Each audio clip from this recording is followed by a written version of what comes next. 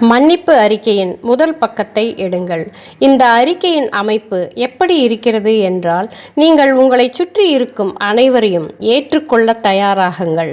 அவர்கள் உங்கள் சகோதரனாக இருக்கலாம், கணவனாக இருக்கலாம், மனைவியாக இருக்கலாம், மாமியார் என்று அனைவரையும் ஏற்றுக்கொள்ளுங்கள். ஏதோ ஒரு காரணத்திற்காக இவர்கள் உங்கள் வாழ்க்கையில் வந்திருக்கிறார்கள். முற்பிறவியில் செய்த ஒரு தவறின் காரணமாக அதை சமன் செய்ய இப்பிறவியில் இவர்கள் வந்திருக்கிறார்கள் என்ற எண்ணத்துடன் இதை படியுங்கள்.